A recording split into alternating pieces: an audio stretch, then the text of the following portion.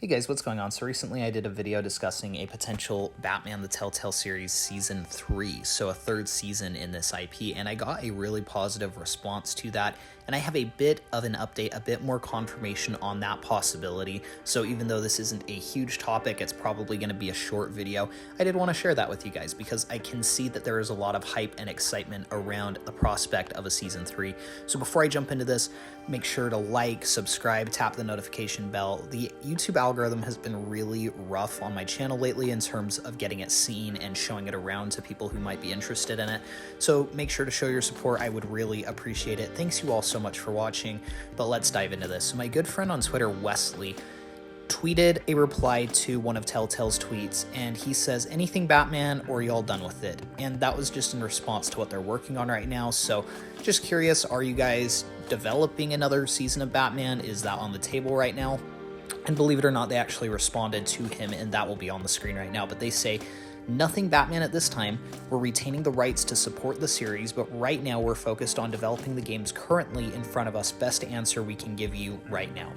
So I wanted to break down and dissect this tweet just a little bit because I think that it's actually very telling about where Telltale is with the Batman series. But before I go line by line essentially on this tweet, I want to sort of break down where Telltale is. So Telltale actually shut down a few years ago. They went completely bankrupt, had to cease development on everything. The Walking Dead season 4 was only completed because another studio stepped in to help them. And so this is the same brand, Telltale, but it's very much a different team. And it's very much run by different leadership at this point. And so they're currently working on the Wolf Among Us Season 2. And they're also working on The Expanse. And so these are two games that they are working very hard to complete, and those will really be their first ones out of the gate as this new version of Telltale. And there, I'm sure, is a lot of excitement for both of these, both from fans and also from the studio, but I also think that there is a bit of trepidation just knowing that this isn't what came before, and this isn't necessarily the same team or the same leadership. And so if you love Telltale games, you might see some changes that you're not crazy about. But I think, on the other hand, a lot of the mistakes that old Telltale made could be fixed here. I think that there's definitely a reason that the sales started declining and the interest started dwindling in these games, because I think it's a very compelling gameplay loop and concept, but I feel that the failure to evolve the gameplay or the storytelling started to make the games feel a bit too similar, and that's where they ran into trouble. And so for new Telltale to learn from those mistakes, not fall into the same trappings, and figure out how to keep these stories really compelling, both in concept and in execution, will help them vastly.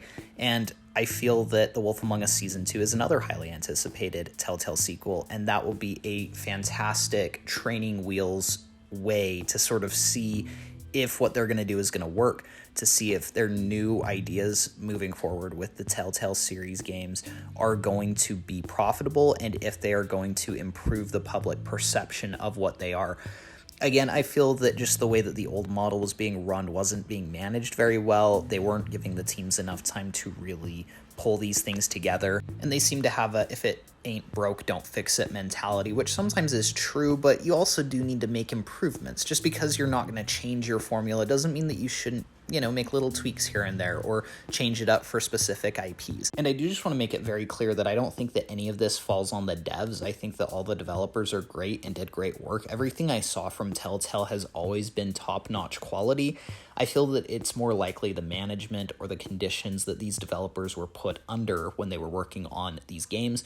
So again, I'm not going after any of the devs in saying this. I just feel that there was a lot of constructive criticism that was missed between releases of old Telltale games, and I hope that new Telltale starts to address some of those. So now let's go back to this tweet, and again, what they said is nothing Batman at this time, and I feel that this is only saying that there's nothing in current production.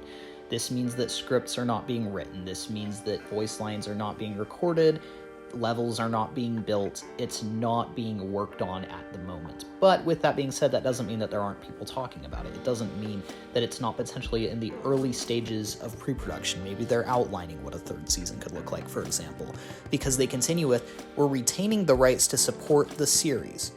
So why would you retain the rights if you're not planning on doing a little bit more with it? I think it would be a much easier process of just handing the rights back to Warner Brothers rather than retaining them to potentially do a third season. I think that Telltale absolutely knows how profitable of a character Batman could be and how many fans are anticipating a potential third season. I think it would be a great next game to announce once The Wolf Among Us Season 2 has been released. So I do think that the possibility is very high. Again, that's what they're saying here, is that they're retaining the rights. Like, you wouldn't publicly say, yeah, we're planning on keeping the rights to potentially make a third season of this game, to your whole community, unless there was a pretty high chance that you were planning just that. So then they continue, but right now we're focused on developing the games currently in front of us. Best answer we can give you right now.